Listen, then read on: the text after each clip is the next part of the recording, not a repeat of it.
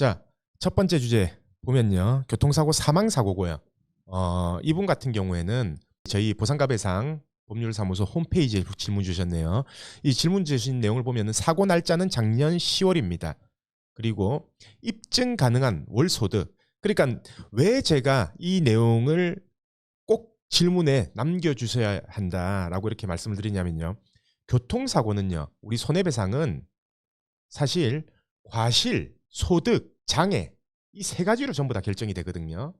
그러면 과실을 알려면 사고 내용을 알아야 되고요. 그리고 소득을 알려면 입증 가능한, 그러니까 세금 낸 소득이 얼마냐, 아니면 세금을 안 냈다 하더라도 내가 진짜 입증 가능한 소득이 얼마냐, 그걸 알아야 되고요. 그리고 부상 부위, 수술을 했냐 안 했냐, 여기에 따라서 장애를 판단할 수 있기 때문에 과실, 소득, 장애, 나이 이것만 알면 손해배상은 어떤 손해배상이든지 간에 손해액 산출은 다 됩니다. 그래서 이분 같은 경우에 입증 가능한 소득을 200만 원으로 이렇게 남겨주셨고요. 대신 이분은 질문을 남기면서 어머니라고는 하셨지만 연세가 몇 세신지는 안 남겨주셨네요. 그래서 정확하게 손해액 계산은 안 됩니다. 이분 같은 경우에. 근데 사고 내용을 잠시 보면요. 출근 도중에 사망을 했는데 사고 정황을 보니까 횡단보도가 없었다. 근데 도로 중간에 사고 났다. 그래서 무단횡단으로 사고가 난 걸로 추측이 된다. 여기서 궁금증이 뭐냐? 배상을 받을 수 있는 조항, 어떤 조항이 있냐를 물어보는 거겠죠. 그리고 두 번째는 변호사를 통해서 소송을 하는 게 좋을까? 아니면 보험사하고 그냥 합의를 하는 게 좋을까? 아마 이 내용인 것 같고요. 세 번째는 산재 처리 가능하냐? 그리고 민사합의, 형사합의는 어느 시점에 진행해야 되냐? 이 부분에 대해서 질문 주셨습니다. 자, 그래서 이 부분에 대해서 제가 설명을 드리면요. 우선 나이는 안 적혀 있어서 이 질문 내용에. 자, 그러면은 결국 우리가 알 수 있는 내용은 사망사고고 입증 가능한 월소득은 200만 원이다. 네, 그리고 무단횡단인 것 같다. 그리고 질문 내용이 뭐냐면 변호사를 선임해야 되냐? 합의 시점은 언제냐? 민사합의, 형사합의 이 부분에 대해서 설명을 해달라. 그리고 산재 처리가 가능하냐? 네, 이 부분에서 말씀드리겠습니다. 자, 우선 출근길이었죠. 만약에 통상적인 출근길이다라고 한다면요, 산재 처리 가능합니다. 자, 여기서 지금 이 질문에서 아까 사고 내용이 어땠냐면요, 우리 통학, 그러니까 그 회사 출퇴근 버스를 이용하려고 도로를 건너는 길이었습니다. 그러면 당연히 통상적인 출근 경로죠. 그렇다면은 산재 처리가 가능하고요. 산재 처리가 안 되는 출퇴근 사고가 어떤 사고냐면은 예를 들어서 이 길로 가야 되는데 항상 만약에 버스를 타든 지하철을 타든 아니면 자가용을 운행을 하든 항상 이 길로 가야 되는데 만약에 통상적인 경로가 아니었어요. 어디 들렸다 간다든지 누구를 뭐 잠시 태우고 간다든지 아니면 누구를 내려다 주고 간다든지 그 길에서는 교통사고가 난다라고 한다면은 산재 처리가 안 된다라는 겁니다. 근데 통상적인 경로다라고 하면은 산재 처리가 가능하다. 라는 거 알고 싶고 말씀드리고요. 무조건 산재 처리를 하시는 게 유리합니다. 산재 처리를 하는 거하고 안 하는 거하고 별 차이 없는 사건은 뭐 어떤 사건이냐면요. 그냥 단순하게 일반 부상사고, 한시장애가 예상되는 부상사고, 내가 무과실인 사고, 이런 사고 같은 경우에는 사실 산재 처리를 하나, 교통사고로 처리를 받나, 그 금액이 비슷해요. 그래서 비슷할 경우에는 그냥 교통사고만 처리하면 되거든요. 근데 이 사건 같은 경우에는요, 산재에서는요, 위자료라는 개념이 없어요. 그래서 산재에서 보상을 얼마나 많이 받든지 간에 우리가 손해배상, 교통사고에서는 따로 위자료가 청구가 가능하다는 얘기죠. 자, 만약에 어머님이 65세 이상이시다 라고 한다면은 우리 손해배상에서 받을 돈 무과실 기준에 얼마예요? 제가 말씀드렸죠. 1억 500만 원이라고 무과실 기준에. 근데 산재 처리를 해요. 그러면 산재 처리해서 전부 다 받고 나서도 위자료는 그대로 다 청구할 수 있다는 얘기입니다. 무슨 말인지 아시겠죠? 그래서 이 사건 같은 경우에는 무조건 산재 처리하는 게 유리하고요. 그리고 산재 처리 가능합니다. 그래서 산재 처리를 우선적으로 하시고요. 그리고 이 사건 같은 경우에 제가 생각했을 때는 소송을 갈 필요는 없을 것 같아요. 만약에 어머님이 65세 이상이라면. 네, 산재 처리하고 그냥 보험사에 위자료 달라. 과실상계한 위자료 달라라고 하면은 우리가 위자료 기준이 법원 기준이 1억이거든요. 물론 보험사는 뭐 8천만 원 기준으로 한다, 7천만 원 기준으로 한다 하지만 법원 기준은 1억입니다. 무단횡단에서 어머님 과실이 만약에 40%가 잡혔다라고 하더라도 우리가 위자료 참작에 있어서는 법원에서는 과실을 40%를 전부 다 적용을 안 시켜요. 위자료에서 과실을 전부 다 참작시키는 거는 가혹하다라고 해서 위자료에서만큼은 아무리 과실이 있다라고 하더라도 그 과실의 60% 정도만 참작을 합니다. 그럼 결론적으로 40% 과실이 있다 하더라도 60%만 참작하기 때문에 24% 과실이 책정이 되는 거죠.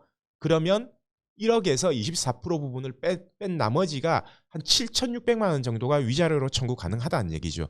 그래서 이분 같은 경우에는 다른 거 생각할 필요 없이 산재 처리하시고 그리고 나머지 차에 위자료 아까 7,600만 원은 보험사에 요구를 하시면 됩니다. 아마 제가 생각했을 때 보험사가 7,600만 원을 요구했을 때 다 주지는 않을 거고요. 한 7천 정도에서 합의금을 제시할 가능성이 있어요. 65세 이상이라면요.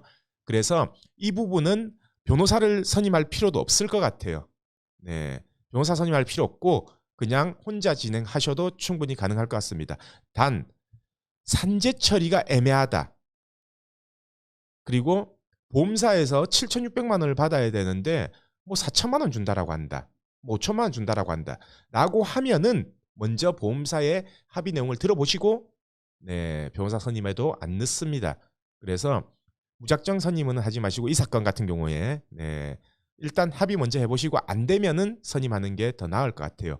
그리고 자 민사합의 시점은 산재 처리되고 나면은 유족연금이 결정될 겁니다. 유족연금이라든지 아니면 유족 일시금이 결정될 거예요. 그 금액 결정되고 난 다음에 보험사하고 합의하시면 됩니다.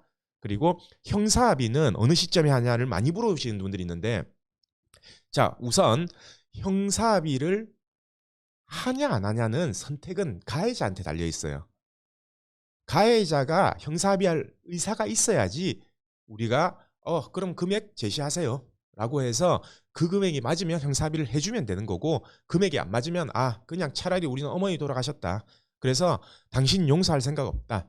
그냥 처벌받아라 라고 해서 아예 안 해주시는 겁니다. 단 형사합의를 빨리 하시는 분들이 있고 늦게 하시는 분들이 있는데 자 한번 생각해 보세요. 가해자 입장에서 형사합의를 가해자 입장에서 형사합의를 안 해주고 피해자가 질질 끌어요. 근데 자기는 이제 재판을 받아야 됩니다. 그러면은 누가 마음이 더 조급해지겠습니까? 당연히 가해자가 조급해지겠죠. 자, 가해자가 조급해졌을 때 피해자 입장에서는 가해자가 더 많은 합의금을 제시를 할 거 아닙니까? 그래서 피해자도요. 형사합의는 서두를 필요가 없어요. 어차피 사망사고이기 때문에 가해자한테 연락 오게 돼 있습니다. 그래서 그 연락 올 때까지 기다렸다가 하셔도 되고요. 그리고 아마 처음에 가해자가 연락 안 오는 경우가 있을 거예요. 왜 그러냐면 일단 피해자 연락처를 모릅니다. 가해자는. 보험사도 안 피해자 동의 없이는 보험사도 안 가르쳐 주고요. 그리고 경찰관도 피해자 연락처 안 가르쳐 줘요. 그렇기 때문에 가해자가 연락할 방법이 없고요. 우선 경찰관한테 물어보세요. 네, 가해자 운전자 보험 가입돼 있냐?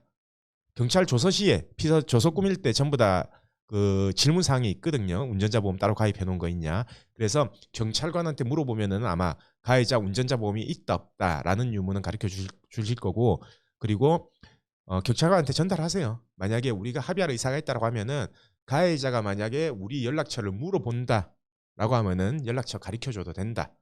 네, 대신 합의할지 말지는 가해자 태도 보고 내가 결정하겠다.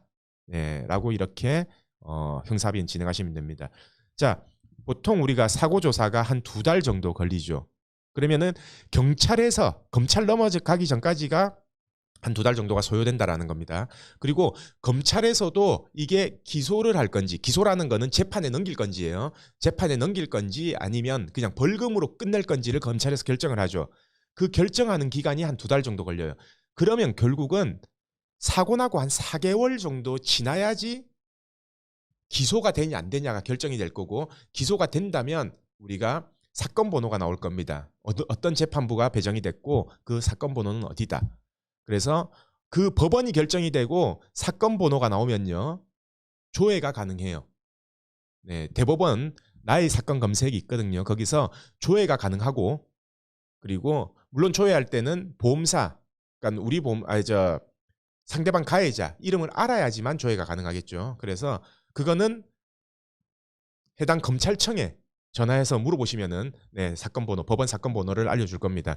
그래서 조회 가능하고 가해자가 첫 공판이 잡힌 날이 있을 거예요. 보통은 첫 공판에서는 어떤 내용을 하냐면은 검사가 이제 뭐 기소 내용이 무슨 잘못을 했기 때문에 어떤 형법이 적용됐고 어떤 제명으로 인해서 네, 기소가 됐다라는 게 보통은 첫 재판에서 이루어지고요. 첫 재판에서 재판부 판사님이 보통은 형사합의 했냐 안 했냐 그리고 안 하는 이유가 뭐냐라고 아마 물어볼 겁니다. 그 이후에 보통 합의가 진행이 돼요. 그래서 그 이후에 자 그러면은 가해자 측은 판사님한테 이렇게 얘기하겠죠. 네, 합의할 시간을 달라. 네, 지금 피해자하고 연락 중이다.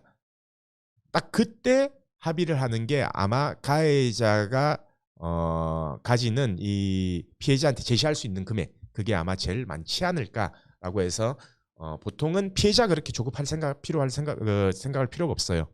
그냥 네, 첫 재판이 지나고 나면은 가해자가 연락 올 거다. 그리고 피해자가 노력 안 해도요. 요새는 형사조정 제도가 있어가지고 검찰에서 형사조정을 한번 합니다. 네, 조정위원이 형사합의를 한번 중재를 하거든요. 그때 합의하셔도 되고요. 그래서 굳이 네, 피해자 측에서 서두를 필요는 없다. 라는 걸 말씀드리고 싶습니다. 자, 아까 배상받을 수 있는 내용이 뭐냐고 물어봤는데 이 내용에서 아까 제가 다 말씀드렸죠. 산재 처리하고 나면 산재 처리는 유족연금으로 받을 수 있고요. 네, 사망 사고에서는 절대 피해자가 서두를 필요 없습니다. 무슨 말인지 아시겠죠? 자, 첫 번째 사례는 이걸로 마무리를 짓겠습니다.